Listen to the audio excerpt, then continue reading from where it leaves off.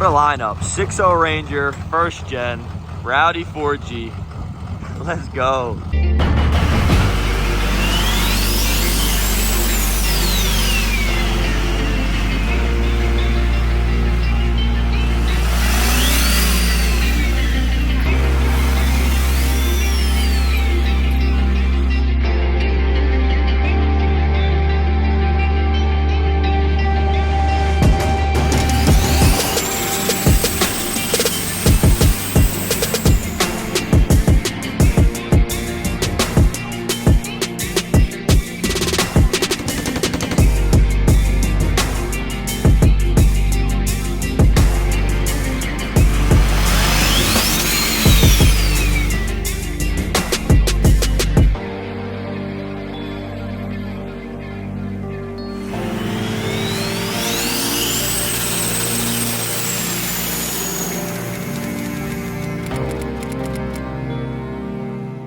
So we are back freezing up north, as you see. The Ranger sitting behind me here. A lot of you guys have still been DMing me to this day about this truck after we did the first video. But wanted to do a little update on this truck from the last time you guys seen it a couple years ago. Couple changes. Big thing that I know is obviously went from a single to compounds. So if you want to give us a little overview on kind of what's been happening to it, you know, how you've been liking it, and any changes you've done in the past couple years. We were running 3 stages of nitrous for a while. Nitrous is getting hard to get in Jersey. It's getting expensive, so we pulled the nitrous off. We're running a 94 mil into a 67. She's probably around 110 pounds of boost, and it's faster than it's ever been.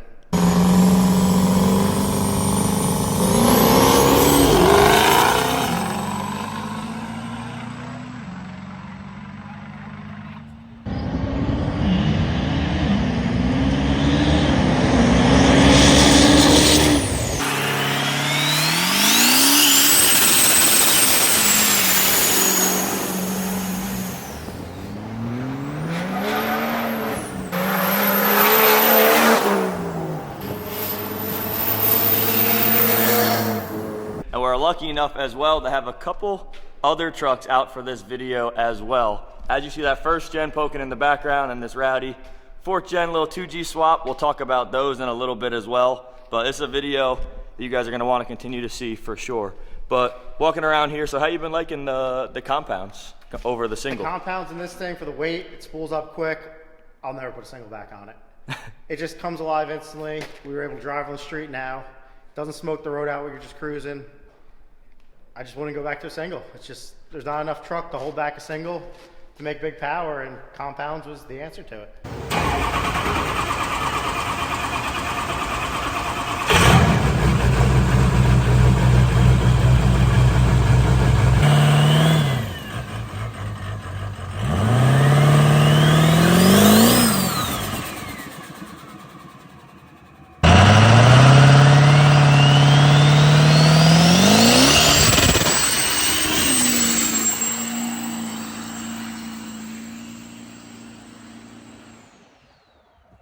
Yo, Eamon, where you at, bro? Just walking out of the smoke. Movie scenes. I look like, yo, where's the explosion, bro? Get the explosion out here. Started sidestepping hard, but No I look way. back at these numbers. Oh, dude, I It really looks like a couldn't falling see shot. shit, bro. I was just walking out the clouds. Before I let it go, I let it click 5th gear, and I was like, she's rolling now, we're settling her. She was cooking. Look at some of the piping in here, seeing the compounds. It's always funny to see the 6.0 just sitting in a Ranger pretty smoothly. That whole process, I know you talked about it last time, but... It went pretty smooth. We got it all fit in there a few times, pulling it in and out. Getting stuff to clear, but we ran a stock hood for a while. We had to cut the hood for the 1 boost pipe. So to get the compounds in it, we had to sacrifice a little bit, but... I see the whole truck is actually red this time around as well. Color now, so maybe in the future we'll get it wrapped or something, but it just adds character to it, and it still goes to the track, and it's just as fast no matter what color it is. For sure. So any future plans in the sense of performance, or are you pretty much... I think over the winter time we're probably gonna get rid of some of the stock suspension, tear that out, do 4 links with coilovers in the back, maybe get our 60 foot a little better, stop trying to break stock springs, but... You're gonna get this thing back on the dyno? Any guesses of where you think it might be?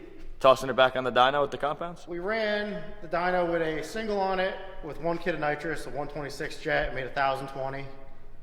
The truck's faster in the 8th mile than it's ever been, so I'm gonna say it's gotta be around 1100 on fuel right now. And Market Big Time Customs has an event in the spring. We'll bring it down there, put it on his dyno, hopefully it stays together, and maybe win fuel only. Then we're gonna have to upgrade the rims this year too. We're having a problem with the rim spinning inside the tires at the track, so. So it's making that much power, the rim is actually spinning inside of the We've tire. been marking them and they keep slipping, so time for bead locks. So you got the same trans in it still from the last time I seen you. We got a McMichael's 5R in it, and he wants me to pull the trans out to open it up and see how it's doing, but I've yet to have a problem with it, and I just don't think we need to pull it out. It's yet to give us a problem, and it hangs in there great. Well, that's a blessing, to say the least. Looking at the interior here, obviously it's cold as shit out here, so I'm assuming you got the heated seats in there, huh? Yeah, that model didn't come equipped on this one.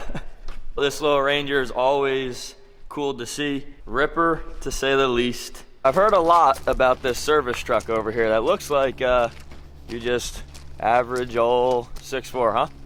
Yeah, and then we put a belt motor in it. Got a single on it now. I think we got a 467 on it. We got 1 kit of nitrous on her in case we need it.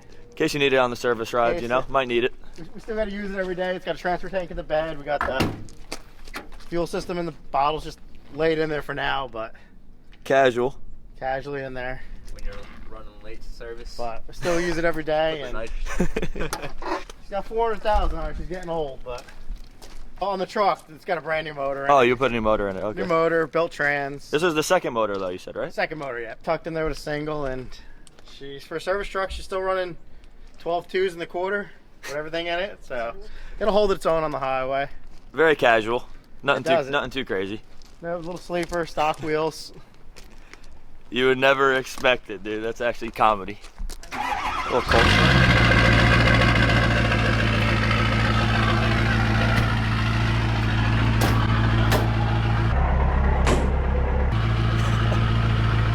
This thing lays some heaters too, huh?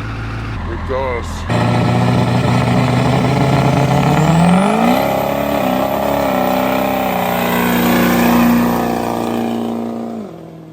Just your casual service truck things. That is great. Say about the motor? The motor's got low compression pistons. We cut 75 thousandths off the piston, so timing's a little off when she's cold. She gets a little cranky, carries on, but she does pretty good. You said it made 600 on? I made 608 without nitrous. 608 on the dyno, on fuel. I'd say I'd get you to the job pretty quick. It gets you around. It gets a lot of unsuspecting Mustangs and vets on the highway. You don't expect the work truck to move out.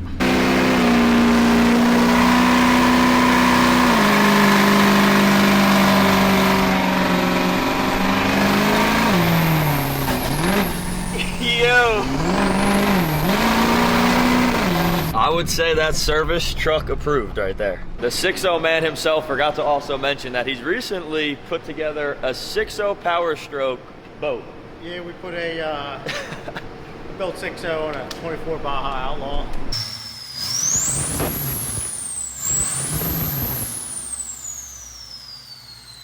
Had it on the water, going through some tuning stuff, but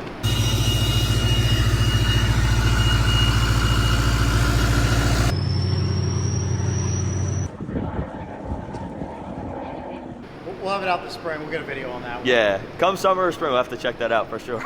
So we got this orange 4G, and by the way, Eddie's been on the channel before. Been a while. Been a while. Any of you guys that grew up on a scooter, bike, skate park like me, Eddie Roby, dude's an animal on a bike.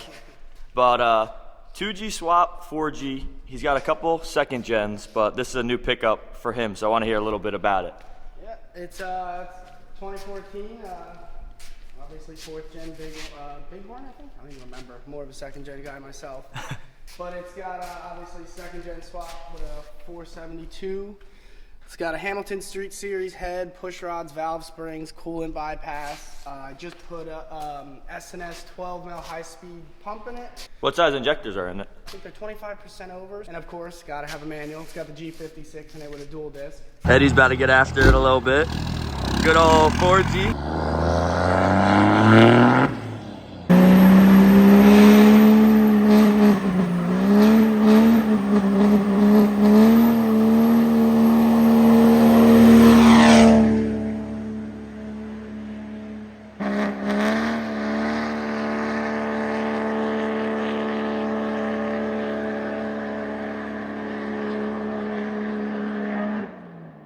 lift, baby, no lift.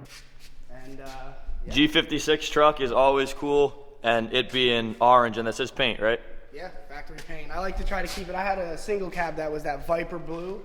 So then when I saw an opportunity to get an even more weird color, I was like, yeah, this is definitely it definitely sticks out. Yeah, this thing definitely sticks out wherever it goes.